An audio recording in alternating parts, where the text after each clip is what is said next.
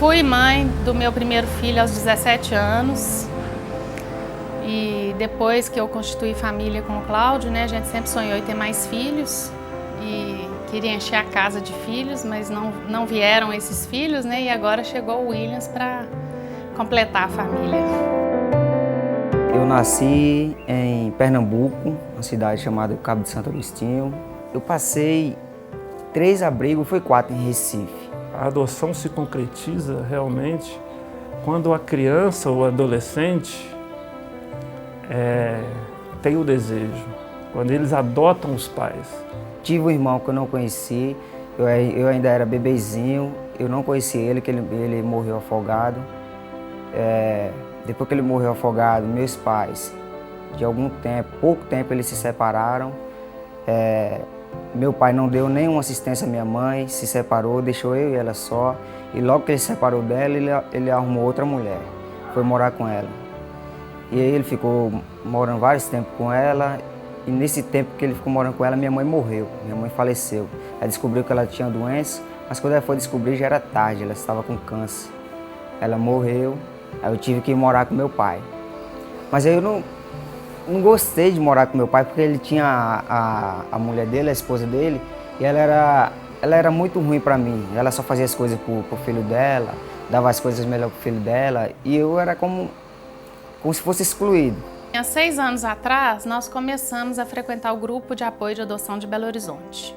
E isso eu sempre falo, né, que foi fundamental, porque já existia o desejo de adotar, mas a participação no grupo foi fundamental para a gente, assim, abrir bastante o perfil. Passei acho que uns 2 anos morando na rua, onde eu passei várias dificuldades, dormir no chão, sem tomar banho, sem comer.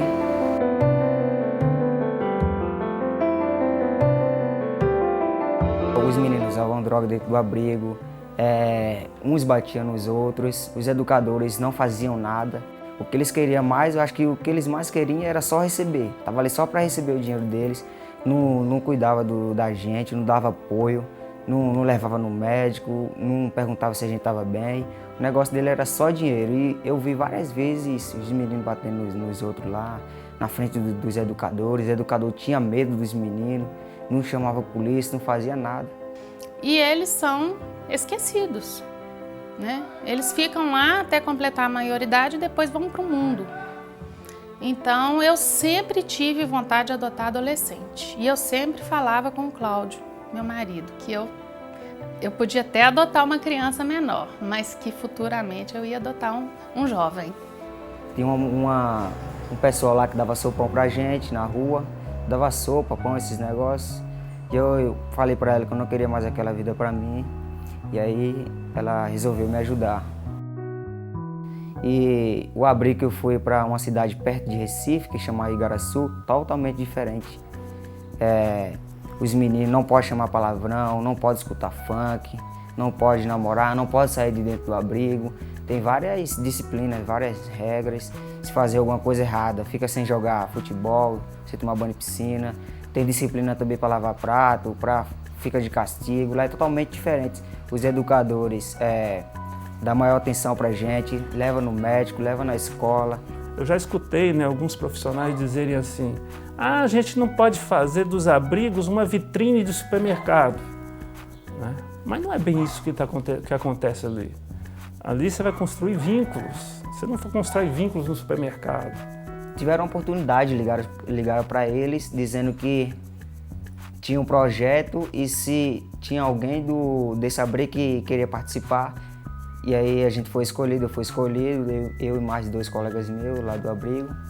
No primeiro jogo, a gente não sabia que essa campanha seria para lançar para a gente ser adotado. A gente pensou que era só para torcer pro time, para acompanhar o time. Aí primeiro foi minha mãe, depois meu pai e minha avó.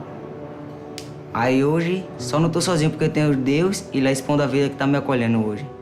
Se eu pudesse buscar uma palavra, é preconceito. No Brasil, existem 33 mil pessoas dispostas a adotar e apenas 6 mil crianças disponíveis. Isso mesmo, existem mais pais procurando filhos do que o contrário. Quando existe realmente o desejo, a gente vai consegue se adaptar a todas essas circunstâncias, que o mais importante é o desejo. Tinha uma tia, a irmã do meu pai, sendo que ela não quis ficar nem com o filho dela, porque o marido dela falava que ou ela ficava com ele ou o filho. Ela preferia ficar com o marido, não quis o filho. E aí, do mesmo jeito que ela não quis o filho, ela não ia querer o sobrinho. E aí, com a participação no grupo, né, a gente teve acesso ao vídeo do Adote um Pequeno Torcedor de Recife e foi amor à primeira vista. Na hora que eu vi ele, dali, naquele primeiro momento, eu já sabia que era meu filho. Tá bom aqui? Tá bom aqui? Rapaz! Aí, da outra vez que eles chamaram a gente, aí eles falaram que a nossa imagem seria lançada na internet, nos jornais. Eles falaram que seria para adoção. Aí perguntaram se a gente tinha ainda a vontade de ser adotado, queria ter uma família, a gente falou que sim. Aí eles lançaram esse projeto e eu pensei que não ia dar em nada, sabe? Quando minha mãe me mostrou o vídeo da campanha, ele era o primeiro e o último a falar. E antes de me mostrar, minha mãe falou, olha, assiste o vídeo, ele é o primeiro a falar e o último. Assim que eu terminei de ver o vídeo, eu já falei, que jeito você busca ele? Mesmo com a minha idade, ainda chega a pessoa pra mim e fala, você não vai conseguir ser adotado, ter uma família. Porque a tua idade é o teu tamanho, cara. Mas sempre eu digo, minha esperança é a última que morre. Ele já sabe o que ele quer. Assim, ele quer uma família, ele queria era isso. E a gente queria um jovem. Eu não vi o meu filho nascer. Eu não acompanhei os primeiros passos dele. No primeiro dia de escola dele, eu não estava lá. E eu não troquei as fraldas dele, eu não amamentei o meu filho. Eu não pude educá-lo quando ele estava na rua, sentindo frio e fome. Eu não estava lá para dar colo, para aquecê-lo. Eu não estava lá quando ele se sentiu sozinho, nem quando ele sentiu medo. Eu não pude dar um abraço dele naquele momento. Mas Deus fez a gente se reencontrar e hoje eu posso dar tudo isso para ele, graças a Deus. Eu posso hoje dar colo e dou bastante. Hoje, se ele sentir frio, eu posso ir lá no quarto dele e cobrir ele. Eu posso fazer as comidas que ele gosta, né? Eu posso acompanhar ele na escola. Eu posso, enfim, orientar o meu filho, eu posso dar conselho, eu posso abraçar e beijar. Então não era um menino que estava ali, era o meu filho que estava ali debaixo do banco, né, tentando dormir. E aí eu me lembro com detalhes que ele falou que estava tão frio, mas tão frio que ele não deu conta de ficar na beirada da praia. Que aí ele levantou e foi procurar, né, tentar dormir debaixo de uma marquise, alguma coisa, num lugar mais protegido.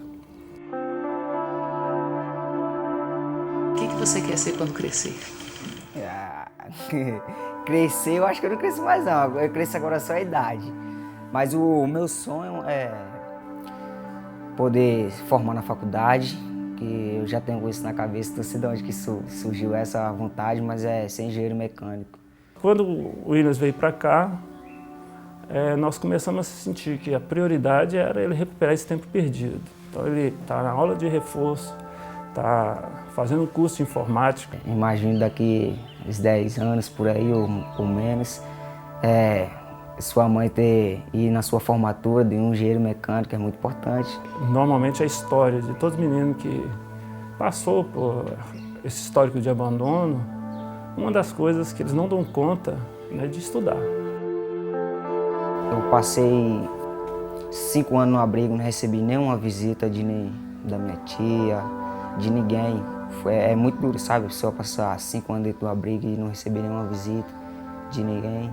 Assim, eu fico com um negócio ruim dentro de mim, porque eu vejo as pessoas com a sua família, com seu pai, com sua mãe, E eu nunca tive esse carinho de mãe e de pai desde pequeno, né? Eu tenho 18 anos, mas eu me sinto como qualquer criança se sente normal, gente.